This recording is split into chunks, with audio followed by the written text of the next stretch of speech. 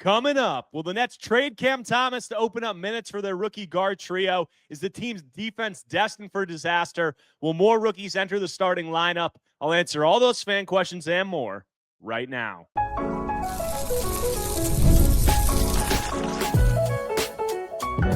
You are Locked On Nets, your daily Brooklyn Nets podcast. Part of the Locked On Podcast Network, your team every day.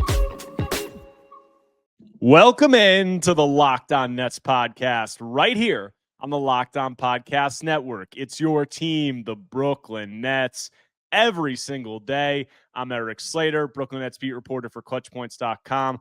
Thank you for making me your first listen of the day. This show is 100% free on all those great platforms. Today's episode is brought to you by FanDuel. Right now, new customers can bet just $5, and if your bet wins, you'll get $300 in bonus bets to use across the app. Head to FanDuel.com to get started. And on today's show, it's Fan Take Friday. I took questions and takes from listeners on a wide range of subjects following Brooklyn's season-opening loss in Charlotte on Wednesday night. So rolling on through these, got a few Cam Thomas questions. I'm going to lump them together because they're all of a similar sentiment. First one, will MPJ and Cam Thomas be traded before the new year or closer to the trade deadline so we can get the rookies to play significant minutes, warts and all? Next question says, the aim is to tank. There's no point of having Cam Thomas, who doesn't play team ball, just catches and shoots. They should trade him and play Demon and Saraf as starters. Saraf as point guard and Demon as forward who can pass and create.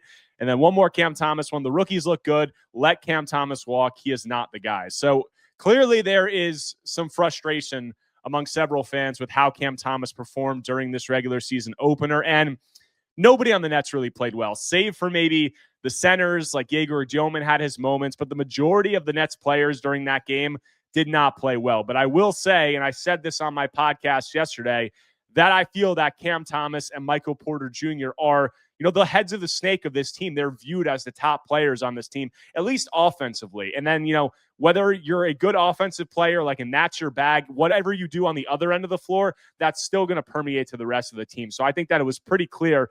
I rewatched the film and, Cam and MPJ on the defensive end of the floor, it was abysmal. Like, it's particularly in transition. The Nets were outscored 18-0 in transition in the first half. And on those transition buckets for Charlotte, there were just guys on the Nets jogging back, it seemed like, every possession. And Cam Thomas and Michael Porter Jr.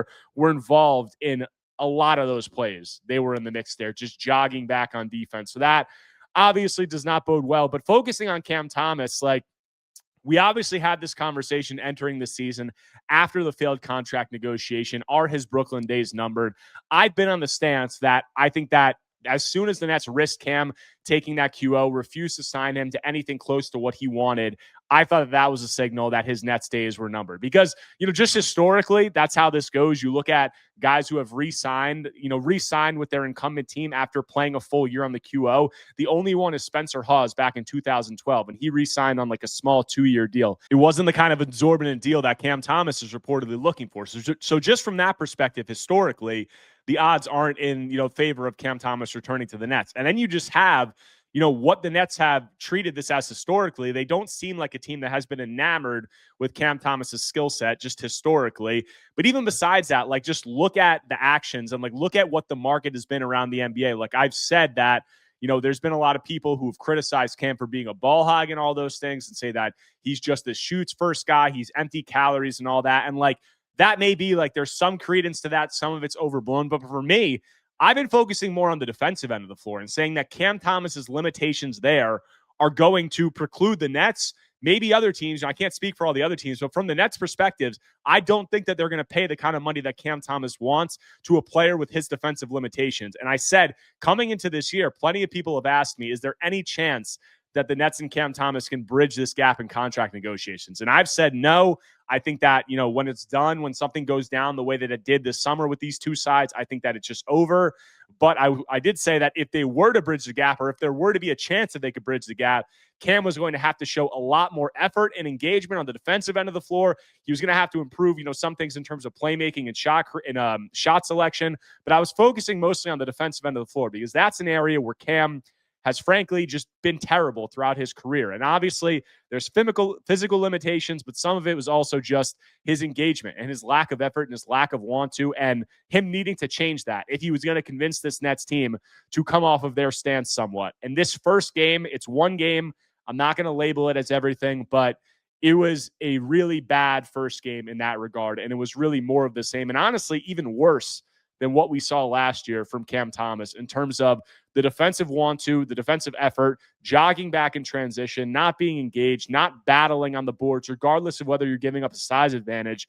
It was not a good game in that regard. And obviously, the offense was bad. He shot 2 for 11 or 2 for 9 or whatever it was. I don't know exactly, but that, like, he's going to have his offensive explosion nights. Like, that's not even what I'm focused on. Just the defense, the effort was not there. And I also think, just like, if you look at the scheme that Jordi Fernandez is playing, I think you saw, I mean, everybody looked like they were out of place last night, or on Wednesday night, but you just saw the limitations of Cam Thomas in this scheme, because the Nets are playing a scheme that's very blitz heavy. It's very trap heavy, show two to the ball and rotate on the back end. The Nets blitzed the most screens in the NBA last season. They blitzed, I think, 14% of ball screens. That was the highest in the NBA since 2021. And when you do that, you need guys who can cover a lot of ground. You need guys who can switch onto different matchups, and you need guys who are lengthy, rangy, versatile. And Cam Thomas does not fit that description from multiple regards, in terms of the effort it takes to do that, the engagement and the focus and the want to and all of that.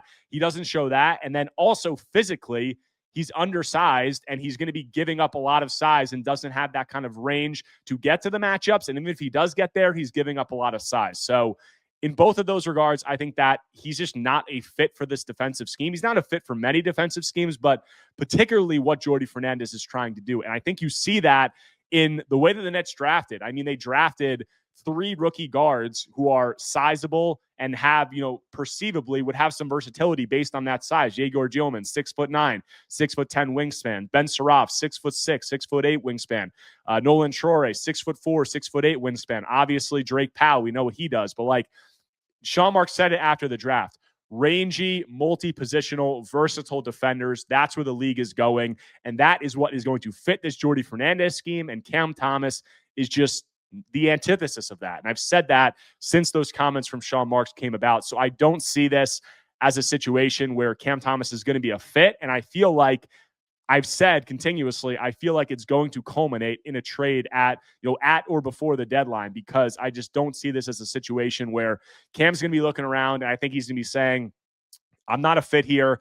They don't want me here long term. The Nets are probably looking and saying, we want to open up minutes for our rookies. And if we can get any kind of an asset for Cam, we should, given he's destined for unrestricted free agency. So I think these two sides could work together. And I think that they could look to try to get something done. And in that case, I think that Cam might be able to get to a situation where maybe he can actually be on a competitive team, and, he'll have to scale back his role, but he could play a role where he could maybe show something on a winning team in a different environment with a change of scenery that could bolster his market more than anything that he's going to do with this Nets team that is tanking. So that's how I see that.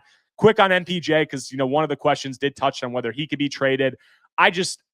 I'm not sure like how realistic that is, because MPJ is on a very exorbitant contract. He's making $37 million this year, and I've continuously said that if he's going to get traded, I think it will be in next season when he's an expiring contract, and maybe he rehabilitates his value where a team's willing to take that on, and maybe they'll give up some kind of asset. I don't know how likely that is. He might just be a guy who's used to help a team clear cap space, or a guy who's used as a salary filler in a star trade. But I think I'd temper expectations on the likelihood of MPJ getting traded this season because of what his contract is. Next question. Do you think the Nets have ways with the current roster to improve their defense? Yeah, I mean, I think they do. And the way is they just have to give some kind of effort. Like, the effort on Wednesday was just abysmal. Like, I rewatched the full game tape today, and it was, I don't think it's a stretch to say it's one of the worst defensive films I've ever watched from a single game. The Nets, I would say the entire game, did not know what they were doing defensively. And obviously, some of that is a poor reflection of Jordi Fernandez, and some of that is on the players. I would say the transition. I posted a video on Twitter. You guys can check it out on my profile. The transition defense was just effort. These guys were jogging back every possession. The communication was abysmal. That's one thing. And then in the half court, the Nets were doing this, kind of sometimes switching, sometimes blitzing, sometimes just showing two to the ball at half court. And they looked like they had no idea how to rotate on the back end. And they looked like they frankly just weren't giving that much effort. So I think that, we will see this defense get better because it can't be worse than it was during that game. But I think that the effort is going to be a big part of it. And then I think Jordi Fernandez certainly has some communication things to hash out. And I talked about this with Lucas Kaplan with, some of the limitations the Nets have in terms of point of attack defense, in terms of the lack of athleticism of some of their wings, in terms of having Michael Porter Jr. and Cam Thomas sharing the floor with rookies and those not the most athletic wings a lot of the time. Like, it's going to be really difficult for Jordi Fernandez to play this scheme. But then again, the Nets are trying to tank. So, how much does he care? How much is he just going to try to drill this down and get the guys who are going to be here for the team's next iteration comfortable with this kind of stuff? That remains to be determined, but I think we'll see better effort. And if it continues to look like this, I think we'll see Jordi maybe go to a little bit of a scheme change. Last question before a break. On opening night, Jordi gave 13 different players on-court minutes. Do you expect this to be the strategy throughout the season? I understand 5 rookies all need minutes, but in my opinion, when you play more than 10 players a game, no one really benefits. I don't expect that to be the strategy all season. I think Jordi was pretty clear, and he said that the Nets are going to go 10 deep, or, he was going to have a 10-man rotation for a lot of the year, and I do think that that was the plan.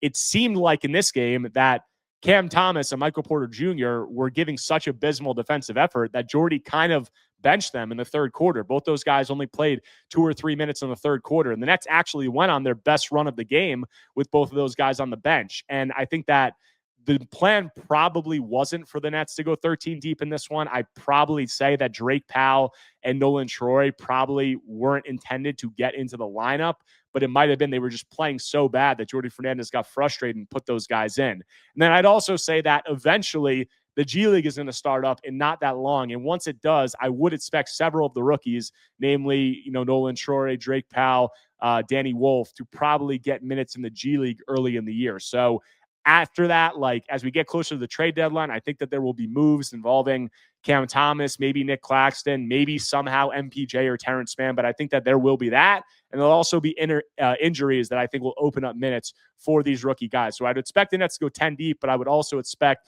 the rookies to get minutes as the year progresses. We got a lot more questions, mostly about the rookies, also about some other veteran moves that the Nets could make. So we'll get into all that when I continue the show after a quick break.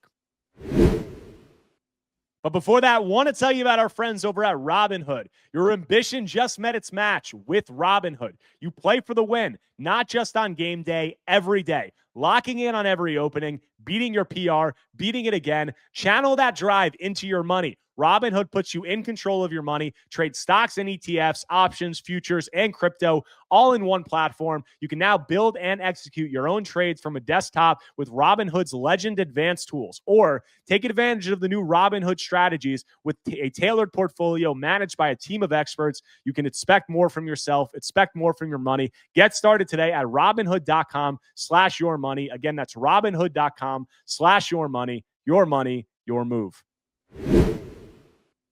The NBA season is heating up, and DoorDash has found the perfect way to keep fans in their bag all season long. Whether you're watching for the highlights, your fantasy team, or just your favorite player, DoorDash makes every game night even better. DoorDash is the official on-demand delivery platform of the NBA, and they're celebrating with something called the Bag Drop. Every time an NBA player scores 50 points in a game, DoorDash drops 50% off your order with Dash Pass the next day. And you're automatically entered for a chance to win the ultimate fan bag. We're talking player-inspired drip, exclusive gear, and stuff you'll actually want. I love that it's not just food. You can get everything from snacks and drinks to headphones, ice, even socks, all delivered. DoorDash has you covered for late-night highlights, last-minute watch parties, and double OT fuel-ups. So next time someone goes off for 50, use promo code NBA50 the next day to get 50% off on DoorDash with Dash Pass, plus your shot at the bag drop. Dash Pass members only, 50% off, up to $10 the day after a 50-point game with promo code. Terms apply. No purchase necessary. Ends April 13th. Open to U.S. residents 21 or older. Visit DoorDashInYourBag.com for full details. DoorDash, in your bag all season long.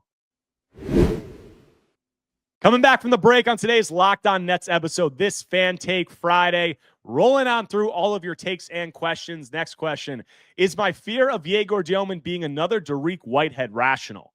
I would say I understand where that fear could come from, but I don't think it's rational because I think that Yegor and Dariq just have very different, Dariq has an injury history that Yegor doesn't have. And I think that they just have different profiles as player. Like, Yegor is just a completely different level of, court mapper, processor, and all of that stuff. And frankly, like even ball handler, he's not a good ball handler, but Dariq Whitehead, he did some things in high school, but then at Duke, when he was hampered by injuries, he was just a catch and shoot guy on the wing. So like, I understand why you would say that because Dariq is a guy who kind of devolved into just being like this catch and shoot guy, and he couldn't do anything off the dribble. But I would say that a lot of that was his athleticism just being shot. I think Yegor doesn't have those same kind of limitations because he hasn't dealt with the same injuries. And then I'd also say that Yegor's 6'9", Dariq was 6'5" or 6'6". You have a glaring size difference there. And you also have, just the difference in the quality that they bring to the table in terms of Yegor's playmaking, his court mapping, some of those things. So I think they're just a completely different level of prospect. And I say, I understand why you could be worried about Yegor's shot diet just being like so 3-point heavy and him not getting into the paint. But I do think there's ways with better screening, with, different sets, maybe that they can use Yegor at different positions where they can scheme some openings and get him downhill and let his playmaking gift shine. And hopefully some of the self-creation ball handling stuff improves, at a rate that Dariq Whitehead, it seemed like it just couldn't because his athleticism was so shot. So that's what I would say for that. Next question, Ben Saraf looks like he could lead all rookies in assist to turnover. Yegor's a great catch and shoot threat and is long enough to disrupt passing lanes. Can they share the backcourt together, or is it simply one or the other running point? I think they could definitely share the backcourt together, or maybe even just, Yegor be on the wing. Like, I don't know if Yegor is the 3 or the 2. It's like kind of positionless at this point, but they could definitely share the floor together. I mean, you see Yegor's looks like a really high level catch and shoot guy right now. Obviously, extremely small sample size. And Ben looks like a pretty gifted ball handler right now. And obviously, like, they're both going to have some turnovers. Like, Ben needs to get better as a 3-point shooter. Yegor needs to get better as a ball handler. But I definitely think that they can share the floor together. I don't know how much they are going to early in the season. As the year progresses, I think the Nets will want to get looks at Yegor playing that wing spot. And, we talked, there was obviously the conversation of why would the Nets go with this draft strategy, draft all these guys with these overlapping skill sets. And Sean Marks and Jordi Fernandez both made it pretty clear that they think that these guys can share the floor together. So I would expect at some point during the season for them to do that and for the Nets to get a look at how it looks. Next question, when will Danny Wolf get any reps? To be determined. I mean, unfortunately, Danny injured his ankle during shoot-around on Wednesday, so he was ruled out for that game in Charlotte, and he was also ruled out for Friday's game against the Cavaliers. So haven't gotten a chance to talk to Jordi yet or anybody there and see what the significance of this injury is. Once the team gets back to Brooklyn, I will have more on that, and I'll update it on Clutch Points and on here, but we'll see. I think it depends on, I think Danny could get some reps early in the year if he is healthy. Then once the G League starts, I would expect the Nets to get him some G League reps. I think Jordi kind of telegraphed that with some things that he said to me, but he's going to get NBA reps throughout the season. Have no question about that. Next question, how many of the rookies will crack the starting lineup by the end of the year? I would say, barring like some major injuries, I'd say max probably 2. Like, I don't see the Nets starting 3 rookies. Like, I think Yegor Dioman, once he's healthy, is going to be the starter.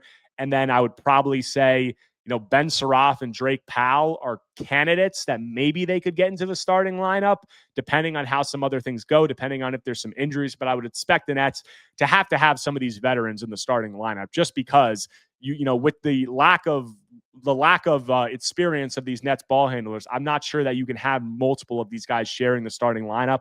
I'm not sure that that's going to be a situation to put them in the best position for success or the guys around them. So I'd say 2 max, but I'd be pretty surprised if there's more than 1 rookie in the starting lineup. Last question before a break. We see both Houston and Dallas start these giant lineups where they essentially play point guard by committee. Could the Nets do something like that? Claxton, Zaire, and MPJ, and Clowney, and Wolf. Point Wolf, release the Wolf. I don't see that lineup. I mean, Clax, Zaire, MPJ, Clowney, and Wolf. That's just, I know like Danny can handle the ball, but that is very limited ball handling and shot creation. I mean, in that lineup, you're talking about really one guy who can handle the ball at a decent level, and that player is 6'11" and Danny Wolf. So I wouldn't see that, but I think that the Nets could go bigger in some lineups, like maybe not to that extreme, but could they put out a lineup where you have, Claxton at center, Wolf at power forward, MPJ at the wing, and then like Terrence Mann and Yegor, or Drake Powell and Yegor. Like, I could see that, and you have a ton of length and versatility. And I think that the Nets will want to get looks at how those types of lineups look. So I could see that. But the lineup that you laid out, I think there's just a lot less ball handling than you would need to operate functionally there. We got a few more questions about some potential trades, also about the 2026 draft class, and a few more on what to expect from the rookies. So we'll get to all that when I close out Locked On Nets after a quick break. Guys, let's be real. Making excuses doesn't solve anything. We've all heard them before. It's just stress. I'm tired. It happens to everyone sometimes. But when it comes to performance, sometimes your body just needs a little extra support. And that's where Rugiet comes in. Rugiet.com offers fast-acting, doctor-prescribed treatments for ED designed to help you stop making excuses and start making moves. Rugiet makes it easy to get started. You just connect with a board-certified doctor, 100% online, no awkward waiting rooms, no in-person appointments. If prescribed, your treatment ships discreetly straight to your door. The process is fast, simple, and private, and it's all handled by real doctors. It's about confidence, connection, and getting back to the moments that matter. Visit rugiet.com/LockedOnNBA to get 50% off your first order. That's rugiet.com/LockedOnNBA. And don't forget to use our code LockedOnNBA so they know that we sang you. Rugiet. Stop making excuses and start making moves. The NFL season is here, and FanDuel has an offer you don't want to miss. Right now, new customers can bet just $5 and get $300 in bonus bets if you win. That's right. Pick a bet, put down $5, and if it hits, you'll unlock $300 in bonus bets to use across the app. Guys, FanDuel gives you so many ways to play. You can build parlays, try player props, and even follow live lines during games. It makes watching football even more exciting when you've got a little something riding on the action. Whether you're a casual fan or love diving into the stats, FanDuel makes the game day experience so much better. So what are you waiting for? Visit FanDuel.com to download the FanDuel app today and get started. Coming back from the break, closing out today's Locked On Nets episode on this Fan Take Friday. Rolling on through your remaining takes and questions. Most Nets fans want Nick Claxton traded now, but his contract is not desirable. He had a ton of trade value on his 2-year, $16 million deal. Should the Nets sell high on Day'Ron Sharpe and not make the same mistake twice? Also opens up a clear spot for Wolf to play.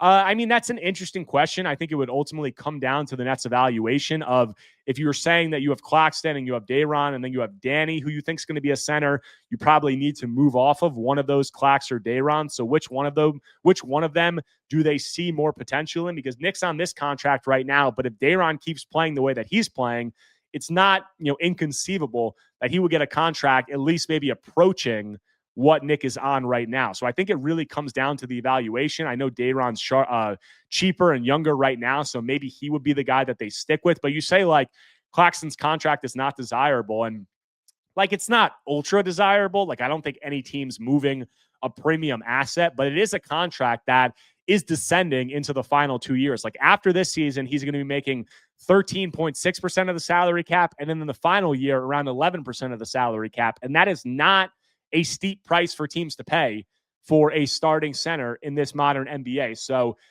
if Claxton plays well this season, and he had a pretty good debut or regular season opener, I think he looked pretty decent in that game, had some good drives to the rim. The whole defense was just a mess. You can't really pin that on him. But I would say that, if he plays well, I think there are teams that would be open to trading for that contract, certainly, because it is descending. I don't think it's unbelievable value or anything, but I also don't think it's a negative value deal. So I think moving off Claxton is definitely a possibility. It's just going to come down to what kind of evaluation do the Nets have on Nick versus Day'Ron, and which one of those guys would they like to move forward with and see more potential in, as a starting center? And also, obviously, it's going to depend on the price points, but I would say I would lean towards Nick probably being the guy who gets traded just because of age. And that doesn't mean that Day'Ron's necessarily going to be a starting center.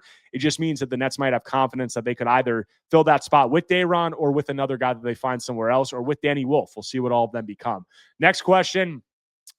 Boozer, DeMonsta, or Peterson? So this is, I guess, asking me who I prefer in that 2026 draft class. And honestly, I haven't had enough time to dig deep into the tape. I did see a lot of these guys, what they put on tape in high school, not extensively, just looking at highlights. I saw what DeMonsta and Boozer did in those exhibition games with Duke and BYU, and they looked unbelievable. I would say that the draft people that I've spoken to have Darren Peterson as a pretty clear number one, and a player who is just at his size, 6'5", with his fluidity, with his shot making, with kind of the natural skills he has in terms of being able to get downhill, finish in the lane and around the rim. Also the shooting potential. I think there's just a lot there that scouts find extremely enticing. Also passing stuff that he can do. But all three of these guys look like really high level prospects, but Darren Peterson seems like he is the one right now. Next question. Do you think the Nets underestimate the importance of having a veteran, a vocal one, like Cam Johnson, Jeff Green, Udonis Haslem, to guide the young players on and off the court? No, I don't think they do that. I think they had veterans last year like Cam Johnson and some of these guys, and they moved off of him as they should. I don't think that veteran leadership was enough to prevent you from moving off a guy like Cam Johnson after a career best season like that. You look at this year's team, I think a lot of people would argue Michael Porter Jr., probably not the best vet or vocal guy that you want around rookies, but they do have guys like Terrence Mann and even MPJ. I would say that he does seem like a good guy that people like in terms of his dynamic in the locker room. I think what he put on the court during that game on Wednesday, that was an extremely bad example. So maybe from that perspective, the Nets underestimated it, but I think it's going to get better. And I also think that they're probably hoping that guys like Terrence Mann, guys like Nick Claxton, some of these guys can step up and be a vet. But at the end of the day, a lot of these rookies, I think, are, have a good head on them, especially the ones that the Nets drafted seem like they have good heads on their shoulders. And a lot of these guys are probably not going to be here for the long haul. So I think that the priority right now is that draft pick and developing these rookies. And I think the coaching staff is going to play a big part in that. And I hope that some of these vets can step up and do their part as well. Last few questions. How strong could the Nets finish next year, mainly since we are not looking to tank? So that being, this guy asking about the Nets owing that 2027 first-round pick swap to Houston. They're obviously going to try to put their foot on the gas and be competitive. I can't really answer this question right now. There's so many factors. I think that if the Nets spike a high pick and they get one of those guys, maybe they make a few moves around the margins. I could see them maybe getting to a place where they're a play-in team. I could also see them swinging a trade for a star and being a playoff team. We're just too far out. We'll have to see how it plays out. Next question. What is Noah Clowney? Noah Clowney right now, he didn't play well in this game, but it's one regular season game. It's way too early to make a determination. But right now, Noah Clowney is a forward who is a decent three-point shooter, it seems like, and maybe an average defender, depending on how you use him, who is extremely limited in all other assets of the game offensively, and even defensively, there's some question marks. So he's going to have to answer a lot of that stuff before you can really start taking him seriously as a long-term piece. Last question. If we look like this all year and don't end up with a top 5 pick, can we storm the NBA league offices? You can go for it. I mean, you can do whatever you want. I think the Nets are going to look bad for the rest of the year.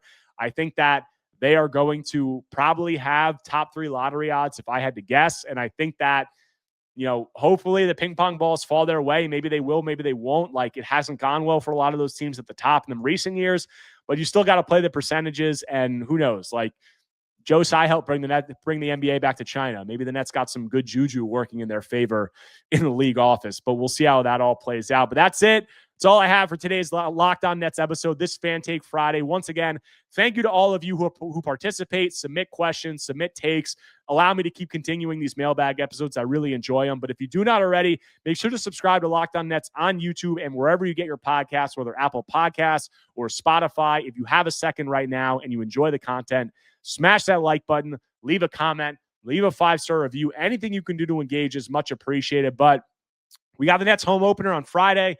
versus the Cleveland Cavaliers, and they're going to have a back-to-back on Sunday and Monday. So I'll have more coverage of all that when I'm back on Monday talking more Brooklyn Nets basketball.